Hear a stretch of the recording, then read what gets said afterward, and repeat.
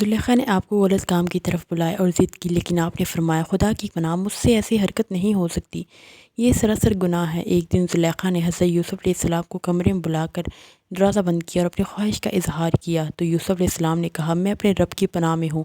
پھر وہ کمرے سے باہر نکلنے کے لیے دروازے کی طرف دوڑے تو زلیخا بھی اسے پکڑنے کے لیے دوڑی، پیچھے سے کرتے کا دامن بینچ لیا اور کرتا تار تار ہو گیا۔ اتفاق سے عزیز مصر بھی آ رہا تھا۔ اسے اچانک آمنے سامنے دیکھ کر زلیخا نے جھوٹ بولنا شروع کر دیا کہ یوسف کی نیت اچھی نہیں ہے، وہ مجھ سے بدتمیزی کرنا چاہتا تھا، میں دوڑی۔ یوسف علیہ السلام نے جواب دیا، میں بے گناہ ہوں، زلیخا مجھ پر تہمت لگا رہی ہے۔ عزیز مصر نے یوسف سے کہا، میں نے تمہیں اپنی اولاد کی طرح پالا، تم نے اس کا اچھا بدلہ نہیں دیا۔ زلیخا نے عزیز مصر سے کہا کہ اسے قید کر لیا جائے اور سخت سزا دی جائے تاکہ زندگی پر یاد رکھے، اسی گھرانے کا ایک آدمی سب کچھ سمجھ گیا۔ اسے زلیخا کی باتوں پر یقین نہیں تھا، وہ اس کے مزاج و عادت سے واقف تھا، اگرچہ زلیخا کی زندگی میں پہلا واقعہ تھا کہ یوسف کی خوبصورتی نے اس کا دل مول لیا۔ اس آدمی نے اپنی دانش مندی سے عزیز مصر کا غصہ ٹھنڈا کیا۔ اس نے کہا، اگر یوسف کا کرتا سامنے سے پھٹا ہوا ہے تو یوسف قصوروار ہے، کرتا پیچھے سے پھٹا ہوا ہے تو زلیخا سے غلطی سرزد ہوئی ہے۔ اگر عزیز مصر نے دیکھا کہ یوسف کا کرتا پیچھے سے پھٹا ہوا تھا، اس کا مطلب یہ ہے کہ یوسف بھاگ رہا تھا۔ زلیخا نے کرتا پکڑ کر کھینچا۔ حضرت یوسف اللہ کے نبی تھے، نیک اور پاک باز سے وہ گناہ کی طرف مائل نہیں ہوئے۔ قربان جائے اللہ کی، یہ کیسی مصلحت ہے کہ حضرت موسیٰ علیہ السلام ایک عام گھرانے میں پیدا ہوئے تھے، مگر ان کی پرورش شاہی محل میں ہوئی۔ فرعون کی کوئی اولاد نہیں تھی۔ حضرت یوسف علیہ السلام بھی ایک عام گھرانے میں پیدا ہوئے تھے، ان کی پرورش عزیز مصر نے کی، وہ بھی اولاد سے محروم تھا۔ اللہ تعالیٰ کسی کو اعلیٰ مرتبہ بخشتا ہے تو اس کے مزاج اور ماحول کو پہلے ہی سے بدل دیتا۔ عزیز مصر نے یوسف سے اور کچھ نہیں کہا مگر زلیخا پر لعنت ملامت کرنا شروع کیا۔ آخر یوسف کے اندر کیا خوبی تھی کہ تم اس کی طرف مائل ہوگی؟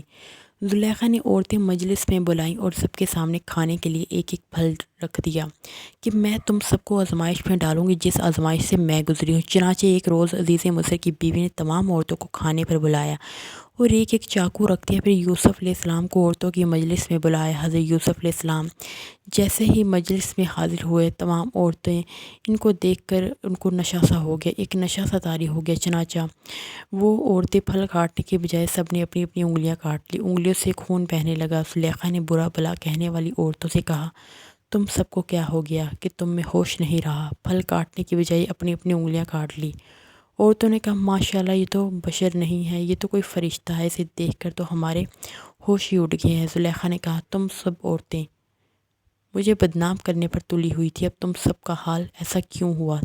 تم نے تو دیکھ کر پھل کاٹنے کے بجائے انگلیاں کاٹ لی ہیں۔ زلیخا نے عورتوں سے کہا، میں نے اسے اپنی طرف کھینچنے کی کوشش کی لیکن وہ مجھ سے بچ نکلا، اگر اس نے میری بات نہ مانی تو میں اسے قید کروا دوں گی۔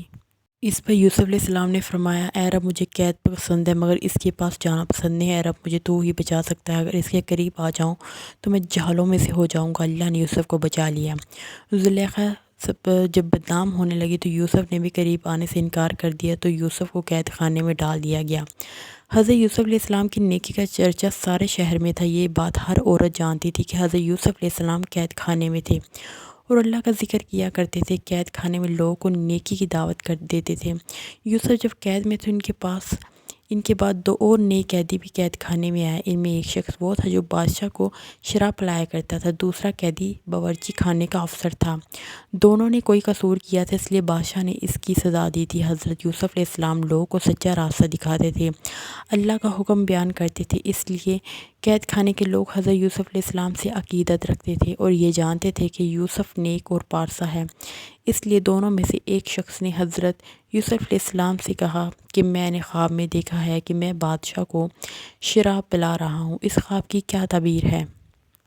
دوسرے نے کہا، میں نے خواب دیکھا کہ میرے سر پر روٹیاں رکھی ہوئی ہیں اور پرندے میرے سر پر رکھی ہوئی روٹی کو نوچ نوچ کر کھا رہے ہیں، اس کی تعبیر بھی بتا دے۔ حضرت یوسف علیہ السلام نے خواب کی تعبیر بتانے سے قبل ان سے کہا، تم لوگ اللہ کو چھوڑ کر بتوں کی پوجا کرتے ہو، اللہ ہی عبادت کے لائق ہے، مگر تم لوگوں نے اللہ کو چھوڑ کر کسی اور کی پوجا کرنا شروع کر دی ہے، اس لیے تم لوگ غلط راستے پہ۔ حضرت یوسف علیہ السلام نے فرمایا، میرا باپ حضرت یعقوب، میرے دادا اسحاق اور پردادا حضرت ابراہیم علیہ السلام ہے۔ ہمارے باپ دادا اور پردادا اللہ کے بھیجے ہوئے پیغمبر تھے جو صرف ایک اللہ کو مانتے تھے، اللہ کے ساتھ کسی کو شریک نہیں ٹھہراتے تھے۔ ہم سب پر اللہ کا فضل ہے لیکن بہت سے لوگ شکر نہیں کرتے۔ حضرت یوسف علیہ السلام قیدیوں کو تبلیغ کرتے انہیں نیکی کی باتیں بتایا کرتی۔ قیدیوں کے دلوں پر یوسف کی باتوں کا بہت اثر ہوا۔ دونوں قیدی اللہ پر ایمان لے آئے اور کہا اپنے باپ دادا کے دین کو چھوڑ کر تمہارے باپ دادا کے دین پر ایمان لاتے۔ پھر دونوں نے حضرت یوسف علیہ السلام سے کہا ہم نے جو خواب دیکھا تھا اس کی تعبیر بتا دیں، آپ جو کچھ بتائیں گے وہ سچ ہوگا۔ اس پر حضرت یوسف علیہ السلام نے بتایا جس نے خواب میں دیکھا کہ شراب پلا رہا ہوں وہ اپنے آقا کو شراب پلائے گا، اور جس کے سر پر روٹیاں تھیں اور پرندے روٹیاں کھا رہے تھے وہ سولی پر چڑھے گا۔ آپ نے بادشاہ کو شراب پلانے والے سے کہا جب تو رہا ہو کر بادشاہ کے پاس ملازم ہوگا اور شراب پلائے گا تو اس وقت بادشاہ سے میری سفارش کرنا، میں بے گناہ ہوں، مجھے رہا کر دے۔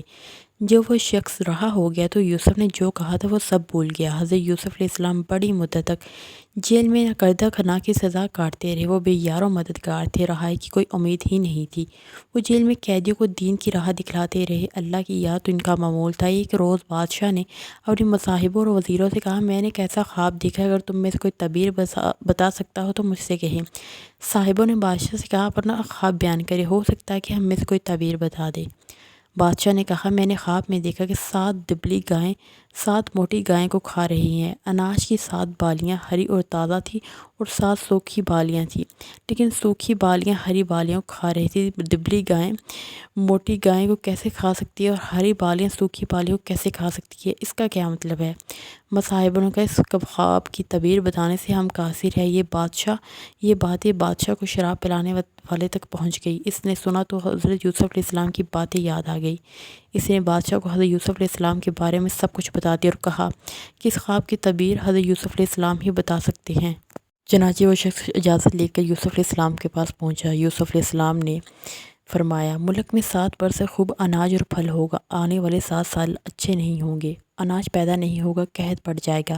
ابھی 7 سال کے اندر جو اناج ہوگا کھانے کے ساتھ ساتھ بچا کر بھی رکھنا ہوگا۔ بچا ہوا اناج قحط کے زمانے میں کام آئے گا۔ اناج بچا کر نہ رکھا گیا تو لوگ بھوک سے مر جائیں گے، اور یہ اناج بالیوں میں ہی رکھنا ہوگا تاکہ خراب نہ ہو۔ چنانچہ پہلے 7 سال اچھے ہوں گے، اس دوران یہ فائدہ ہوگا خوب بارش ہوگی، زمین زرخیز ہوگی، اناج بہت پیدا ہوگا۔ جب خادم نے یوسف کی کہی ہوئی باتیں بادشاہ کو بتا دی تو بادشاہ سوچ میں پڑ گیا اور کہا یوسف کو میں کیسے آزاد کرتا ہوں؟ یوسف کو میرے پاس لاؤ تاکہ میں مزید باتیں معلوم کر سکوں۔ یوسف ایک ذہین اور نیک شخص معلوم ہوتا ہے۔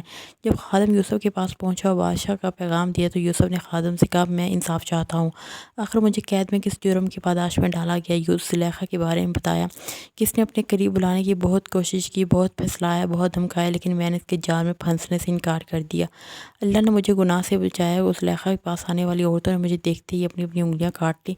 یہ بات بتانے کا سبب صرف یہی ہے عزیز مصر جان لے کہ میں بے گناہ سزا کاٹ رہا ہوں، میں بے گناہ اور پاک ہوں، میں نے کوئی خیانت نہیں کی۔ اللہ خیانت کرنے والوں کو پسند نہیں کرتا، میں کسی کو رسوا کرنا بھی نہیں چاہتا، میں اللہ کے حکم کے مطابق زندگی گزار رہا ہوں۔ شراب پلانے والے خادم نے یوسف کی زبانی باتیں سنی، جا کر بادشاہ کو واقعہ سنایا۔ بادشاہ نے زلیخا اور دوسری عورتوں کو بلایا تاکہ اصل سبب معلوم ہو جائے۔ زلیخا نے بادشاہ کے سامنے سب کچھ بتا دیا اور کہا میں نے یوسف کو دعوت گناہ دینے کی بہت کوشش کی مگر یوسف مجھ سے بچ کر نکل گیا، مجھے یقین ہو گیا کہ وہ نیک اور پاک باز ہے۔ جب بادشاہ نے دوسری عورتوں سے انگلیوں کے کاٹنے کا سبب معلوم کیا تو عورتوں نے بتایا کہ واللہ ہم نے آج تک ایسا خوبرو جوان نہیں دیکھا تھا۔ اسے دیکھتے ہی ہم سب کے ہوش اٹھ گئے اور بے خودی میں اپنی انگلیاں کاٹ ڈالی۔ یوسف انسان نہیں فرشتے ہیں، یوسف نیک اور بے گناہ ہے۔ بادشاہ نے زلیخا اور دوسری عورتوں سے انگلیوں کے کاٹنے کا سبب اور سچائی معلوم کرنے کے بعد حکم دیا یوسف کو میرے پاس لاؤ، میں اسے اپنے خاص مصاحبوں میں جگہ دوں گا، بعض کاموں میں اپنا مددگار بناؤں گا تاکہ حکومت کے کاموں میں آسانی پیدا ہو۔ چنانچہ حضرت یوسف علیہ السلام بادشاہ کے پاس گئے۔ بادشاہ نے حضرت یوسف علیہ السلام سے باتیں کی اور کہا میں تمہیں تمام واقعے سے واقفیت حاصل کر چکا ہوں، میں آپ کی مرتبے کو خاص جگہ دوں گا، آپ عزت والے ہیں، میں آپ کو اپنے پاس رکھوں گا، مجھے آپ پر پورا بھروسہ ہے۔ آپ نے خواب کی تعبیر بتائی، پہلے سال میں خوب پیداوار ہوگی، بعد کے 7 سال قحط میں پڑے گا، میں چاہتا ہوں غلے کا انتظام آپ کے ہاتھ میں دے دو۔ حضرت یوسف علیہ السلام نے منظور کر لیا اور کہا کہ میں اس کام کو بخوبی سر انجام دوں گا تاکہ ملک میں رائے خوش رہے اور اناج کی کمی نہ ہو۔ حضرت یوسف علیہ السلام نے خوراک کا محکمہ سنبھالے، 7 سال میں جو غلہ پیدا ہوئے اسے بچا کر رکھا۔ جب دوسرا 7 برس میں پیداوار نہ ہوئی تو رکھے ہوئے غلے کے ذخیرے سے لوگوں کو اناج فراہم کیا۔ ملک کیسے بچ گیا؟ تو یوسف علیہ السلام نے عزیز مصر کی جگہ لے لی اور حکومت کرنے لگے۔ ملک شام کے علاقہ کنعان میں غلہ نہ ملنے کے سبب قحط پڑ گیا۔ کنعان کے رہنے والے بھی پریشان تھے، وہ غلہ لینے کے لیے مصر پہنچنے لگے۔ حضرت یعقوب علیہ السلام کے 11 بیٹوں میں سے 10 بیٹے بھی غلہ لینے کے لیے مصر پہنچے اور حضرت یوسف علیہ السلام سے ملاقات کی۔ اپنا تعارف کراتے ہوئے باپ کا نام یعقوب علیہ السلام اور جو بھائی ساتھ نہ آ سکا اس کا نام بنیامین بتایا۔ ان کے کہنے پر حضرت یوسف علیہ السلام سمجھ گئے کہ یہ میرے بھائی ہیں جنہوں نے مجھے کنویں میں دھکیل دیا تھا۔ آپ دل ہی دل میں اپنے باپ اور بھائی بنیامین کو یاد کرنے لگے۔ حضرت یوسف علیہ السلام نے ان سے کہا، تم 10 آدمی ہو، صرف تم لوگوں کا حصہ ہی دوں گا، یہاں بھی غلے کی کمی ہے۔ انہوں نے کہا، ہمارا باپ آنے کے قابل نہیں، بوڑھا ہے، اور بھائی بنیامین کا حصہ بھی دے دو۔ حضرت یوسف علیہ السلام نے فرمایا، باپ آنے کے قابل نہیں تو کوئی بات نہیں، مگر اب کی بار اپنے بھائی بنیامین کو بھی لیتے آنا، تبھی اس کے حصے کا غلہ دوں گا اور باپ کا حصہ بھی دوں گا۔ حضرت یوسف علیہ السلام نے انہیں غلہ دے دیا اور ان سے قیمت کے طور پر رقم بھی وصول کر لی۔ جب وہ لوگ غلہ لے کر جانے کے لیے ذخیرہ کرنے لگے تو حضرت یوسف علیہ السلام نے غلاموں کے ذریعے غلے کے ذخیرے میں رقم بھی رکھوا دی جو غلے کے عوض ان سے لی تھی۔ قافلہ غلہ لے کر روانہ ہو گیا۔ حضرت یعقوب علیہ السلام کے بیٹے غلہ لے کر گھر پہنچے تو غلہ حاصل کرنے کے دوران جو ان پر بیتی تھی باپ کو سنا دی۔ اس بات سے بھی آگاہ کیا کہ عزیز مصر کے حکم کے مطابق سب کے حصے کا غلہ اسی شرط پر ملے گا جب ہم بھائی بنیامین کو بھی اپنے ساتھ لے جائیں گے۔ باپ نے کہا، تم لوگ یوسف کو لے گئے لیکن واپس نہیں لائے، میں اس کی یاد میں اب تک آنسو بہا رہا ہوں، روتے روتے میری بنائی بھی جاتی رہی۔ یوسف کی جدائی کا زخم میرے سینے میں ہے، وہ اب تک سوکھا نہیں۔ اب تم یہ کہہ رہے ہو کہ میں اپنے بیٹے بنیامین کو تمہارے ساتھ کر دوں، یہ مجھ سے نہیں